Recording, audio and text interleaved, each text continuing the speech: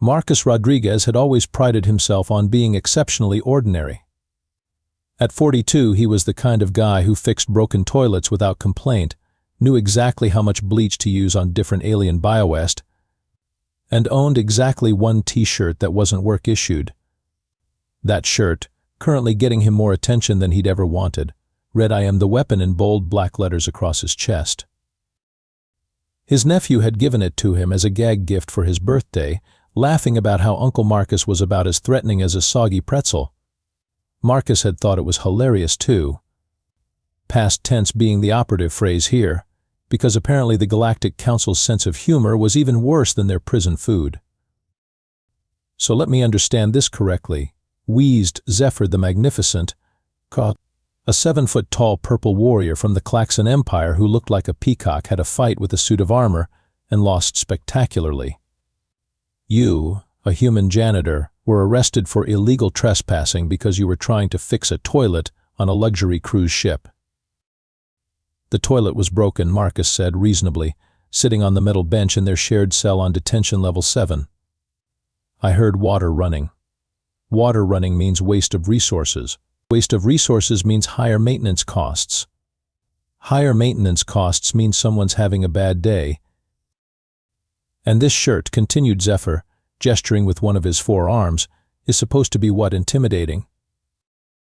Grunk, their third cellmate who looked like someone had taught a boulder how to wear pants, offered his contribution to the conversation, Grunk confused. "That made 3 of them." Marcus had been trying to fix a malfunctioning waste disposal system on the cruise ship Eternal Bliss when security found him elbow-deep in alien plumbing. Apparently, his maintenance badge from Earth didn't translate to authorized to prevent catastrophic sewage backup. In galactic standard. "Humans," Zephyr chuckled, his voice making sounds like a kazoo orchestra warming up.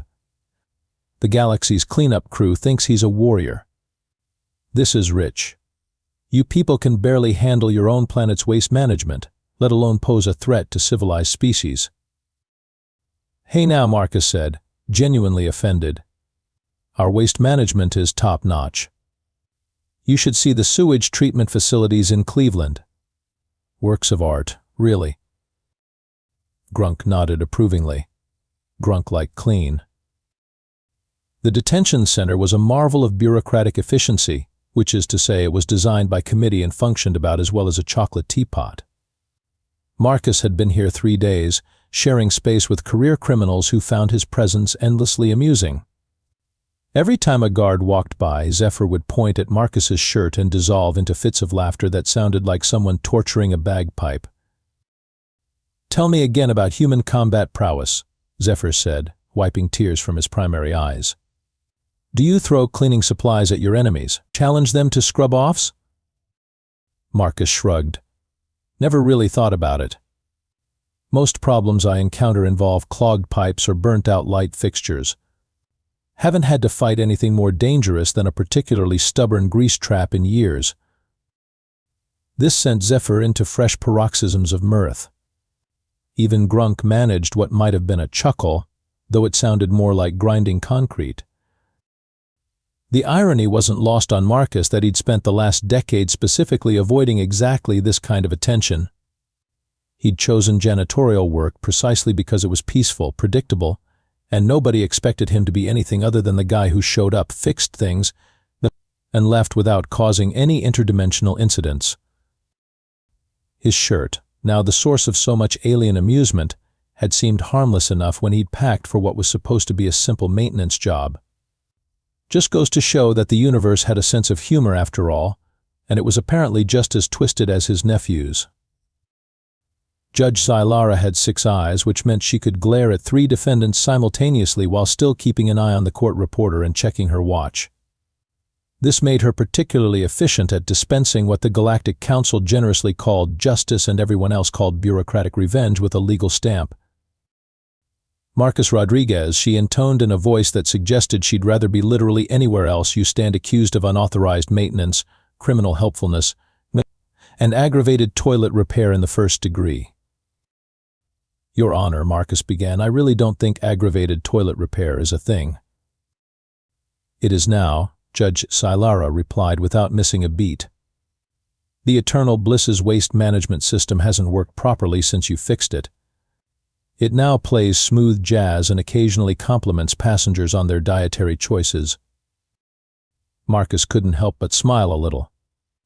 Well, positive reinforcement is important for healthy bathroom habits.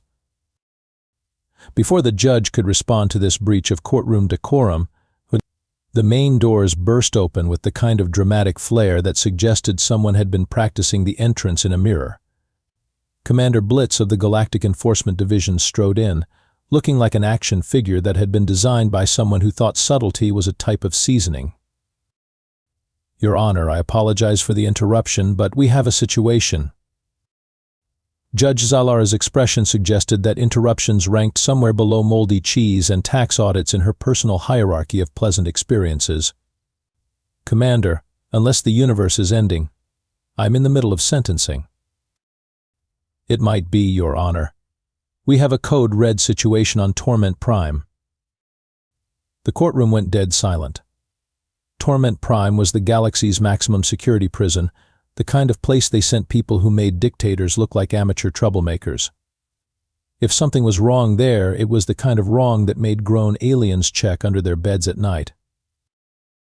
Prison break? Judge Scilara asked, her casual tone not quite hiding the fact that 3 of her eyes were now focused entirely on Commander Blitz. The worst kind. Vex the Destroyer and his crew have taken hostages. They're holed up in the arena complex and they're making demands. Vex the Destroyer. Marcus had heard that name even on Earth. The guy had conquered 14 star systems before breakfast and used the 15th as a napkin. He was the kind of villain who had theme songs written about him, and not the fun kind.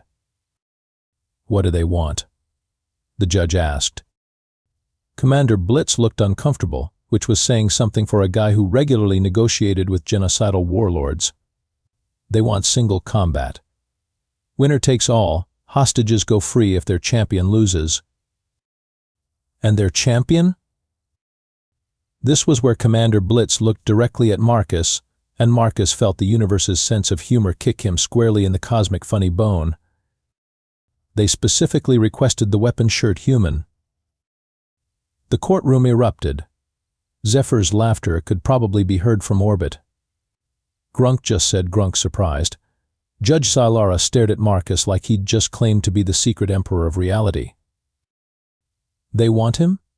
She asked, pointing one tentacle at Marcus, who was beginning to understand how a deer felt when it met headlights for the first time. Apparently they saw the security footage from his arrest. The shirt made quite an impression. Marcus stood up slowly. Excuse me, but I think there's been a misunderstanding. This shirt is a joke, a gag gift. I'm literally a janitor. I fix toilets for a living. That's what makes it so perfect, Commander Blitz said with the kind of smile that suggested he'd already written Marcus's obituary. They think it's hilarious. Want to make an example out of human arrogance by crushing our weapon in front of the galaxy. But I'm not actually a weapon, Marcus protested. The shirt says otherwise, Judge Scilara pointed out with the kind of logic that made perfect sense in courtrooms and nowhere else in the civilized universe. Zephyr was still laughing. Oh, this is beautiful. They're going to feed the janitor to the galaxy's most dangerous criminal because of a t-shirt. The irony is so thick you could cut it with a plasma sword. I volunteer to go instead, Zephyr announced, standing up and striking what he probably thought was a heroic pose. I have 17 combat medals and a certificate in advanced alien destruction. Surely I'm more qualified than a human toilet fixer. Grunk 02 added their rock-like companion. Grunk hit things good. But Commander Blitz shook his head. They were very specific. They want the human with the weapon shirt. No substitutions, no alternatives. If we don't deliver him within 24 hours, they start executing hostages. Marcus sat back down heavily. Somehow his nephew's stupid joke gift had just made him the galaxy's most reluctant champion. The universe's sense of humor, he decided, was definitely broken and probably needed professional repair. Unfortunately, he was pretty sure this was one problem that couldn't be fixed with the right wrench and some elbow grease. The transport ship Inevitable Regret was apparently named by someone with either a fantastic sense of irony or serious psychological issues. Marcus was betting on both as he sat in the passenger compartment, watching stars streak by through the viewport while contemplating the various ways his life had gone completely sideways. "Stop fidgeting," Captain Vera Morrison said without looking up from her tactical manual. She was the kind of military officer who looked like she'd been carved from granite and disappointment, with the personality to match. "You're making me nervous, and I don't get nervous."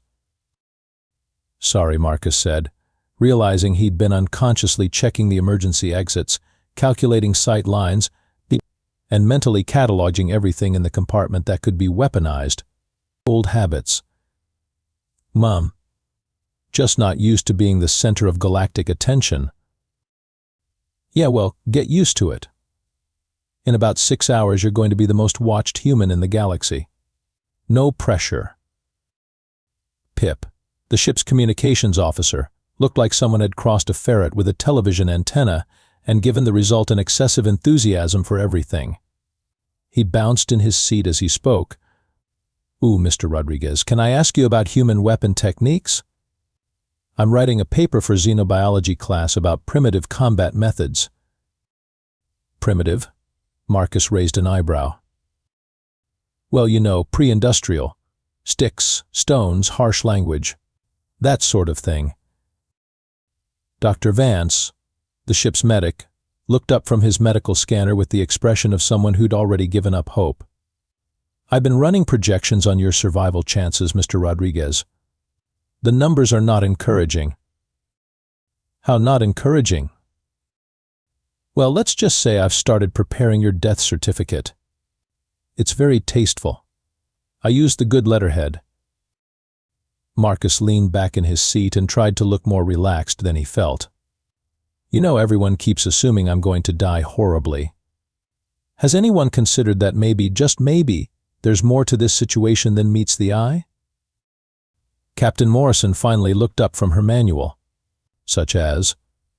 "Me. Such as the fact that maybe I'm not quite as helpless as everyone thinks." "You're a janitor," she pointed out. "I'm a sanitation engineer," Marcus corrected. "There's a difference." "Is there?" "Mayor." Marcus was quiet for a moment, watching the stars. Then he said, "Tell me, Captain, what do you know about my service record?" "Your service record?" Morrison frowned. "According to your file, you were dishonorably discharged from Earth's Special Forces after some kind of classified incident. Details are sealed above my clearance level." "Interesting. And what does my employment history show?" 15 years of janitorial work. Stellar reviews, no complaints, several commendations for innovation in waste management. And it doesn't strike anyone as odd that someone with Special Forces training ended up fixing toilets? Dr. Vance looked up from his death certificate. "Career change?" "More like career necessity," Marcus said quietly. "Sometimes when you're too good at something, people start asking you to do things you'd rather not do. Sometimes the best way to avoid those requests is to become someone nobody would ever think to ask." Pip's antenna twitched with excitement. "Ooh, are you saying you're secretly dangerous?" "I'm saying I'm very good at fixing problems. All kinds of problems." Captain Morrison closed her tactical manual and gave Marcus her full attention. "What kind of classified incident gets someone with your apparent skills reassigned to toilet duty?" Marcus smiled, and for just a moment, but Captain Morrison caught a glimpse of something in his eyes that made her understand why Earth's Special Forces might have wanted to keep this particular human very quiet and very far away from anything important.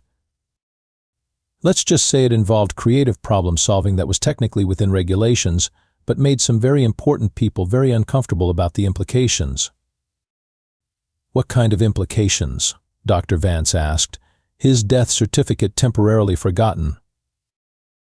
the kind that made them realize that if you give someone like me a mop and a maintenance badge, I could probably take over a small space station using nothing but cleaning supplies and a thorough understanding of life support systems. The compartment went very quiet. "The shirt," Captain Morrison said slowly, "isn't a joke, is it?" Marcus looked down at the bold letters across his chest. "My nephew gave it to me because he thought it was funny. Turns out family sometimes knows you better than you know yourself." "So you really are dangerous?" "Captain, I spent 15 years learning how to turn anything into a weapon and any environment into a tactical advantage. Then I spent the next 15 years learning how to not think that way. Guess which skill set is harder to unlearn?" Pip was taking notes frantically. "This is the best research ever." Dr. Vance crumpled up his death certificate. "I'm going to need new letterhead." Captain Morrison leaned back in her chair and smiled for the first time since Marcus had met her. "Well, Mr. Rodriguez, this just got interesting." "Captain," Marcus said, watching the stars, "I really hope you're wrong about that." The arena on Torment Prime looked like someone had designed a gladiatorial combat zone using the architectural principles of maximum intimidation and probable death. Thousands of the galaxy's worst criminals filled the stands, cheering and placing bets on how quickly the human janitor would be reduced to component atoms. Marcus stood at the arena's edge, still wearing his "I am the weapon" t-shirt and carrying the only equipment he'd requested, a standard-issue maintenance mop from the ship's supply closet. The crowd's laughter was loud enough to register on seismic equipment. "Ladies, gentlemen, and assorted criminal entities," boomed the announcer's voice over the arena's sound system, "welcome to what will undoubtedly be the shortest championship fight in galactic history. In the red corner, weighing in at approximately 1 ton of death, standing 12 feet tall and armed with enough weaponry to level a small moon, we have the undisputed champion of violent mayhem, Vex the Destroyer." The crowd roared as Vex emerged from the opposite tunnel. He looked like someone had crossed a praying mantis with a tank and given the result serious anger management issues. Plasma cannons were built into his arms, his exoskeleton gleamed with embedded armor plating, and his eyes glowed with the kind of malevolent intelligence that suggested he didn't just enjoy causing pain, he'd written academic papers on the subject. And in the blue corner, the announcer continued, his voice dripping with barely contained mirth, weighing in at 180 pounds of pure cleaning power. "Armed with a mop, and apparently a sense of humor, we have the human who thinks he's a weapon, Marcus Rodriguez." The laughter was deafening. Even some of the hostages, tied up in the viewing boxes, looked like they were trying not to smile. Marcus couldn't blame them. If he were watching this from the outside, he'd probably find it hilarious too. Vex the Destroyer stalked to the center of the arena, his movements precise and predatory. When he spoke, his voice carried the authority of someone accustomed to being the most dangerous thing in any room. "Human," Vex said, his vocal cords producing sounds like grinding metal, "your species amuses me. You are soft, weak, and pathetically optimistic. You have somehow convinced yourselves that you matter in this galaxy, when in reality you are nothing more than the universe's janitors." "Actually," Marcus said conversationally, dipping his mop in a bucket of cleaning solution he'd brought with him, "I prefer the term sanitation engineer." This got another roar of laughter from the crowd. Vex's eyes glowed brighter. "You stand before me with a cleaning implement and clothing that proclaims you a weapon. This is either supreme confidence or complete insanity." "Por qué no los dos?"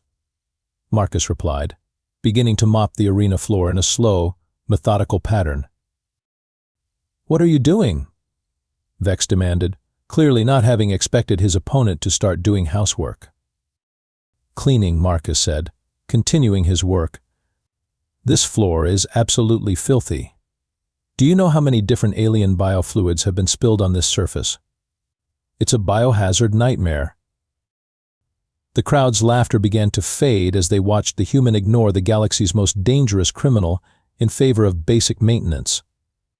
Vex looked around uncertainly, clearly not having prepared for this particular psychological warfare tactic.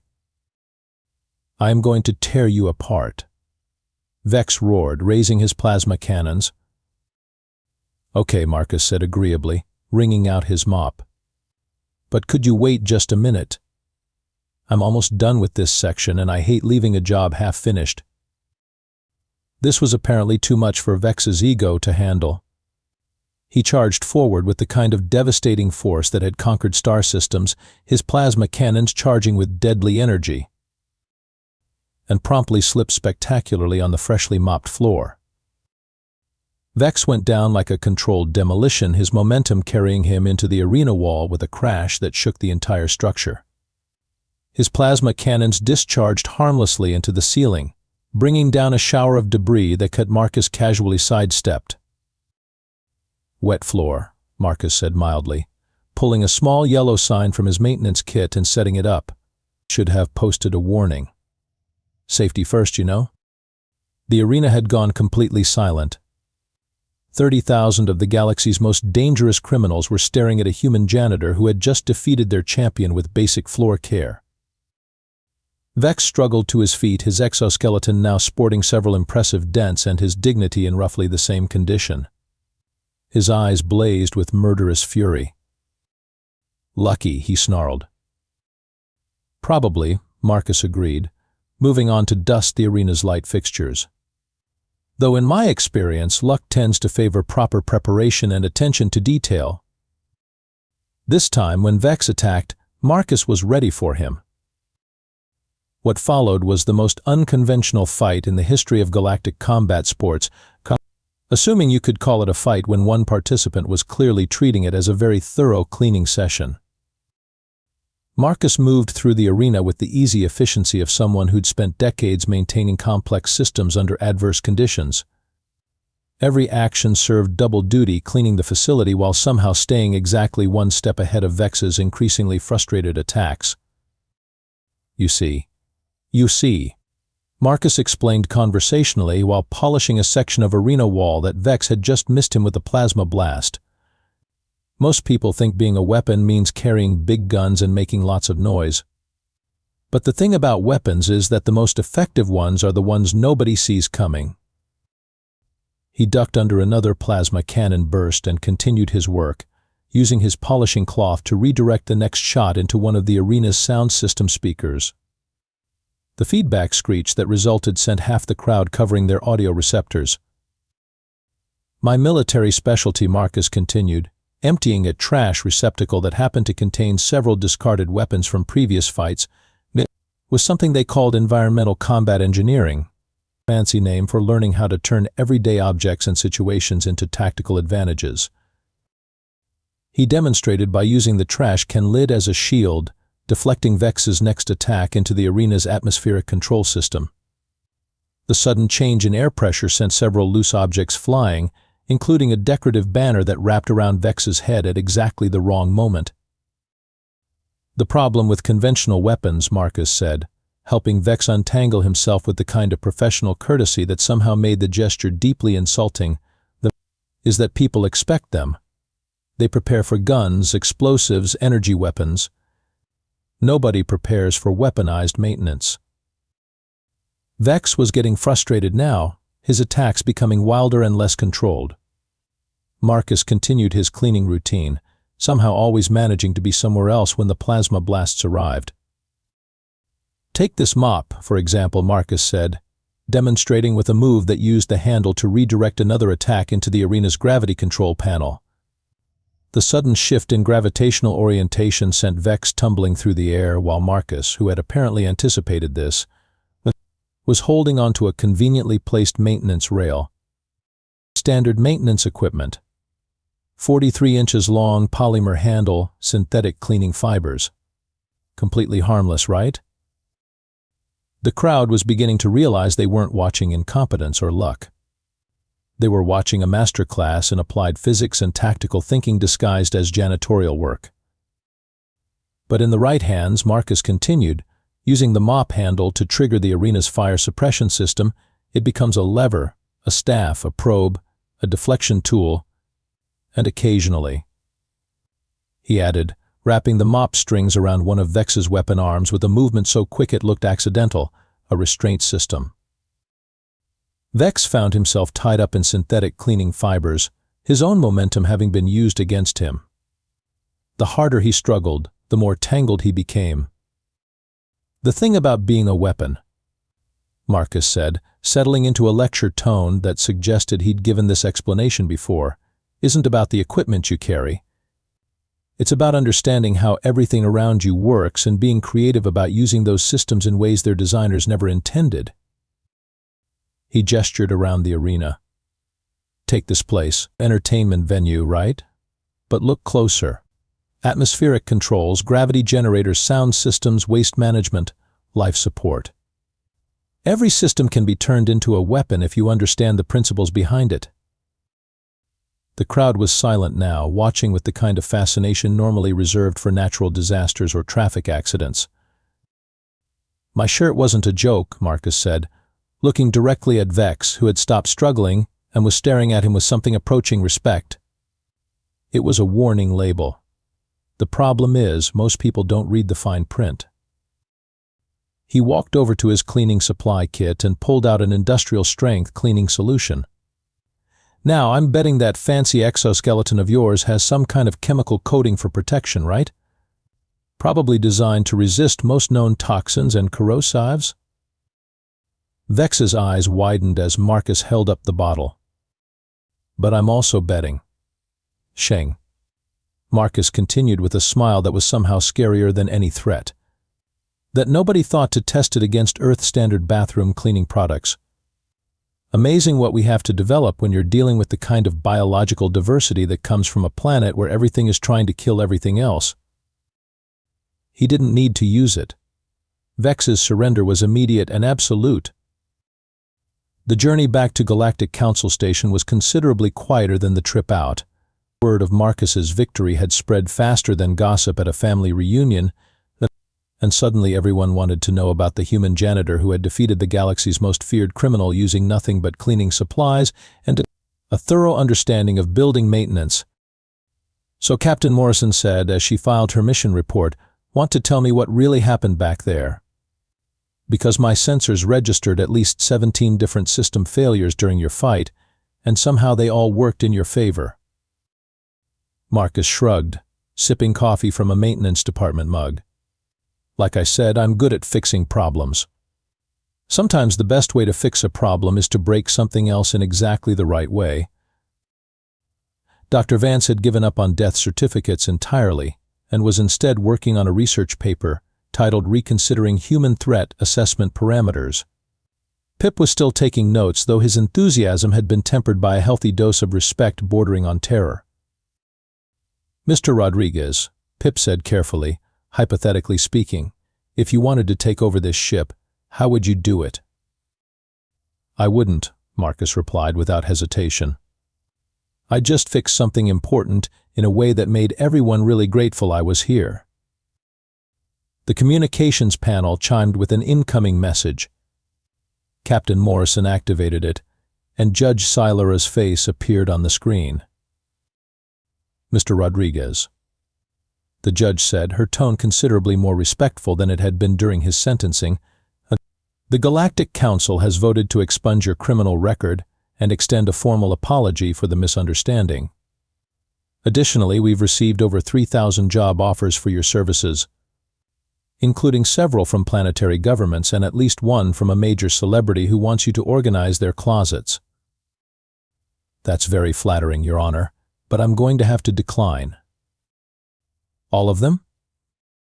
"All of them. I like my current job.